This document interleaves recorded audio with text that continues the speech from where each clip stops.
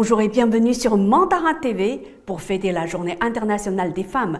J'ai le plaisir de m'entretenir aujourd'hui par vidéo interposée avec Christine Bernabeu, auteure, conférencière, femme d'affaires et voyageuse exploratrice. Et quelle exploratrice! En 2013, elle a traversé seule l'Eurasie. 3 ans plus tard, en 2016, elle est partie sur la nouvelle route de la soie, un itinéraire de 31 058 km. Elle a parcouru plusieurs pays et plusieurs provinces chinoises. C'est cette expérience, entre autres, qu'elle nous raconte aujourd'hui.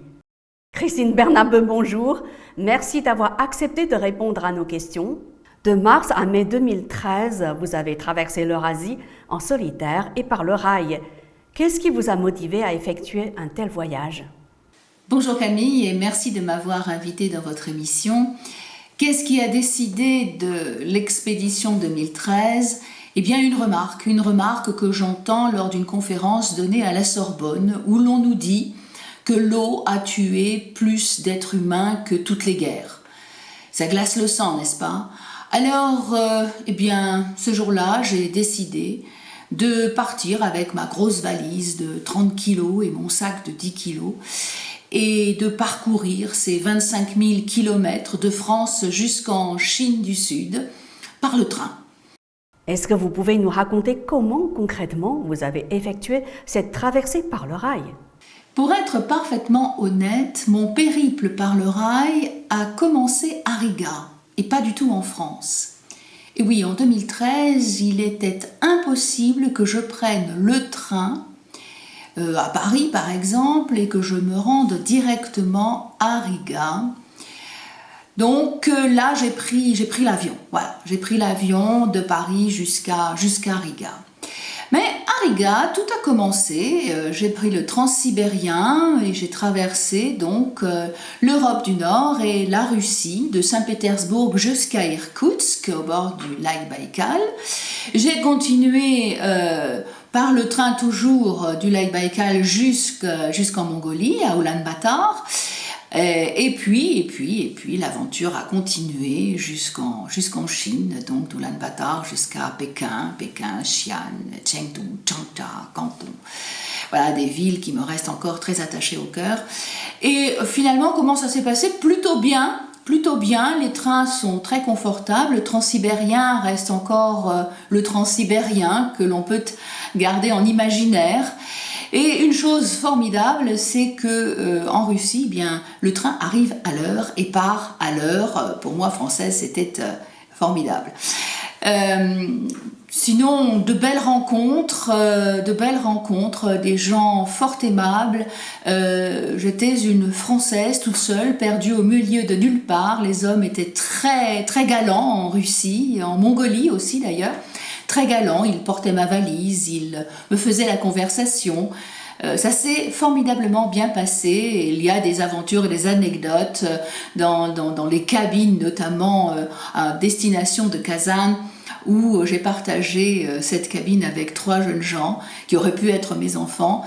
Et nous avons partagé des informations. J'ai glané énormément d'informations, que ce soit en Russie ou même en Mongolie ou en Chine, par les personnes que je rencontrais dans les compartiments, dans le train. Pour moi, ça a été une merveilleuse expérience que je conseille à tout un chacun. Eh bien, suite à ce voyage, vous avez publié un livre, Une transcontinentale, une femme et l'eau. Quel message voulez-vous transmettre dans ce livre? Oui, ce livre, je l'ai écrit pour l'eau, mais aussi, surtout, pour les femmes. Pour les femmes qui sont remarquables dans leur action pour la protection de l'eau, que ce soit partout dans les villes que j'ai traversées, j'ai eu l'occasion de rencontrer des femmes extraordinaires, des scientifiques, des politiques, des économistes, des femmes d'entreprise, des fonctionnaires aussi, et des Madame Tout-le-Monde, des présidents d'associations qui sont toutes engagées à la préservation de l'eau, en tout cas à améliorer le quotidien de tout un chacun. La femme a un lien très particulier avec l'eau. Elle est en contact très régulier. D'abord, elle entretient la maison, elle nourrit la famille et tout ça passe par l'eau, évidemment. Donc, elle est la première à en souffrir lorsqu'il faut aller chercher l'eau au puits et faire plusieurs kilomètres. Elle souffre lorsque son enfant est malade de fièvre, elle souffre lorsqu'elle ne peut pas nourrir sa famille faute de fruits et de légumes qui ne peuvent pas bénéficier d'irrigation et qui subissent la sécheresse de plein fouet. Donc les femmes sont en contact avec l'eau et j'ai voulu les mettre à l'honneur parce que certaines ont eu des idées fantastiques. Et j'en parle justement dans mon livre parce que l'on n'en parle pas assez de ces femmes qui sont remarquables mais qui ne veulent pas être remarquées. Alors voilà, j'ai voulu me démarquer pour les remarquer. Vous êtes la marraine de Nangu, un village chinois. Quelles sont les missions qui vous incombent? Vous êtes aussi l'ambassadrice de la Fédération nationale des femmes de Chine pour l'Europe. En quoi consistent vos missions? En effet, je suis la marraine de ce village de Nangu près de Xi'an et c'est un véritable honneur. Parce qu'en 2013, lorsque je rencontre ces femmes, elles vivent entre elles. Avec les vieilles femmes et leurs enfants. Elles sont restées là dans leur village alors que leur mari était parti à la mine, tout simplement parce que l'aridification a fait que l'homme ne pouvait pas nourrir suffisamment sa famille. Et il part en laissant donc les femmes dans le village. Et ces femmes donc ont décidé de solliciter All China Women's Federation, la CWF, les Fulian, pour les aider à leur permettre de rester dans le village de leurs ancêtres. Et le projet a été très très bien mené, a été monté jusqu'à Pékin et le financement a eu lieu. Et elle m'explique tout ça et je suis admirative de l'investissement car 2 stations de pompage ont été remises en fonction, donc l'eau pompée du fleuve Jaune monte sur le plateau à plus de 800 mètres d'altitude. Et là, grâce à des tuyaux poreux d'irrigation, eh bien, ces femmes vont planter à perte de vue des pieds de vigne et irriguer ainsi ces plants. Elles vont s'en occuper elles-mêmes. Elles vont s'occuper également d'apporter l'eau dans leur village, de mettre au pied de chacune des maisons des citernes d'eau, ce qui va considérablement faciliter leur vie au quotidien, la culture de leurs petits jardinets. Voilà ce que je vois en 2013.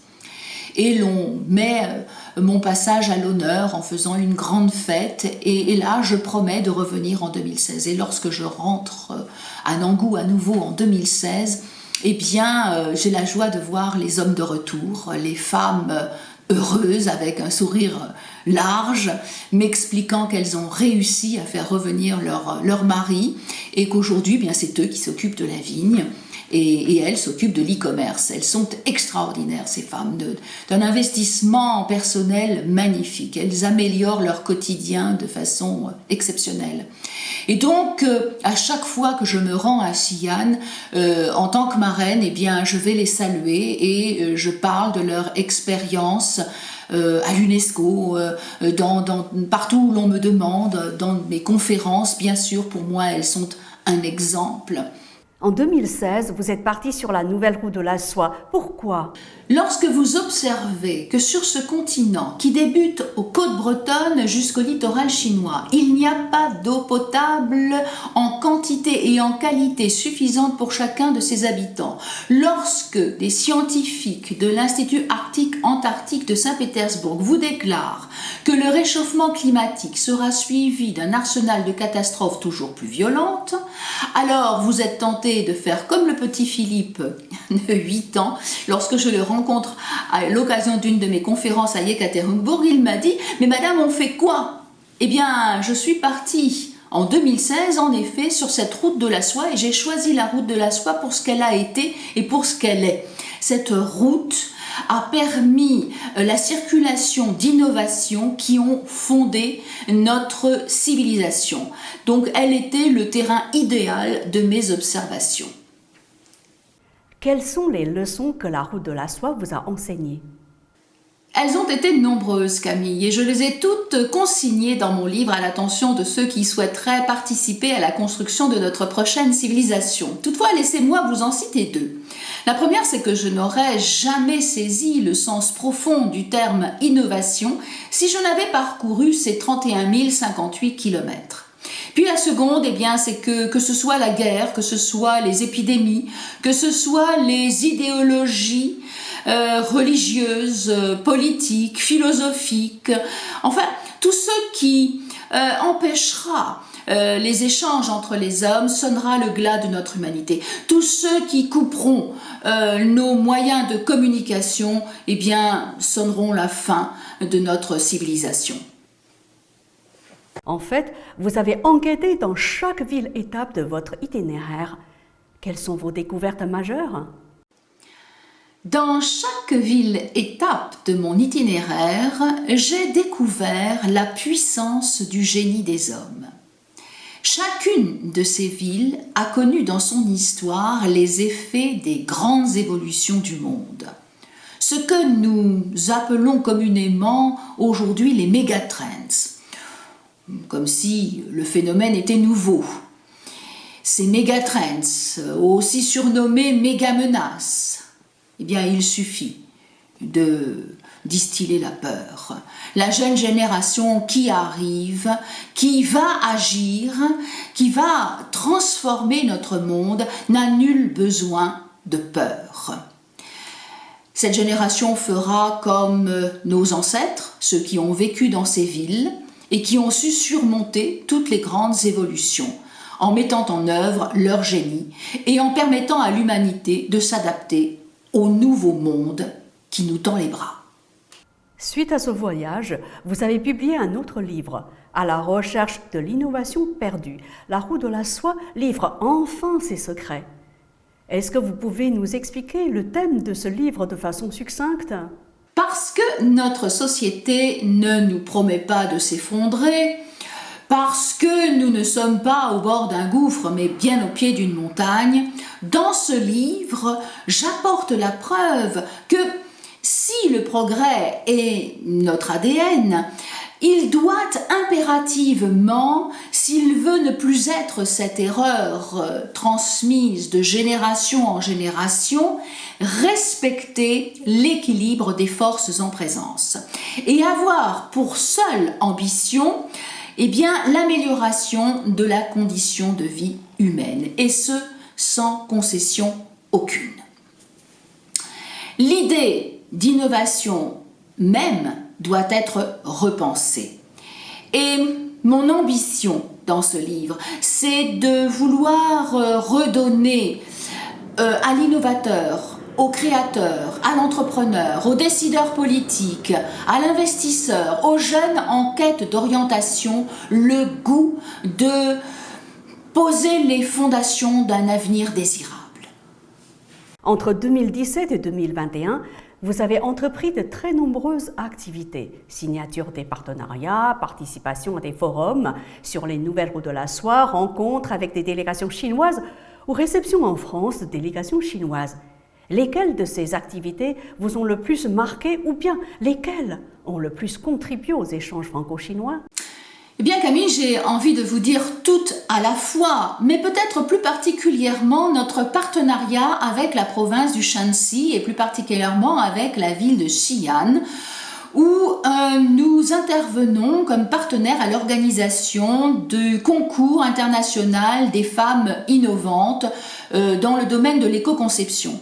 Et tous les ans, nous proposons des candidates européennes de Lettonie, d'Espagne, d'Italie, de France bien sûr, mais également de Turquie. Et tous les ans, nous sommes heureux de voir certains de nos candidats emporter les prix. Et ça a resserré les liens et les échanges, puisque tous les ans, d'autres designers, d'autres concepteurs, d'autres respectueux de l'environnement sollicitent leur inscription à ce concours. Son Excellence l'ambassadeur de Chine auprès de l'UNESCO, M. Yang Jing, vous a invité en tant que speaker attitré pour la Chine au forum consacré à la nouvelle route de la soie à l'UNESCO. Quelle est l'idée principale de votre discours? L'objectif qui sera le mien dans ce discours sera double. D'abord, j'insisterai pour que la route de la soie continue à être avant tout le canal de la transmission du savoir, de l'éducation, car vous le savez, par la connaissance, l'on nourrit la tolérance, et la tolérance facilite la paix. Et puis le deuxième axe, c'est un axe qui me touche particulièrement, c'est l'environnement et particulièrement l'eau. Et j'insisterai sur le fait que l'éco-conception aujourd'hui a été prise très au sérieux dans toutes les étapes de la route de la soie. Il y a une réelle prise de conscience et je crois qu'il faut encourager les expériences, les bonnes pratiques qui sont en œuvre sur cette route de la soie, afin de les transmettre dans les pays traversés par ces axes, par ce réseau de sentiers millénaires. Enfin, est-ce que vous pouvez revenir sur vos projets en attente? Camille, oui, ces projets sont en attente et comme ces attentes ne dépendent pas de moi, il m'est difficile de développer ces projets avec vous. Par contre, il y en a un qui va voir le jour au mois de juin. Nous attendons 2 délégations chinoises, dont une pour les affaires, le business. Alors à ce moment-là, si vous le voulez bien, je vous en parlerai une fois que ce sera réalisé. Parce que là, pour le moment, les projets qui attendent, on va les laisser en attente et on verra ce qu'ils deviendront avec le temps.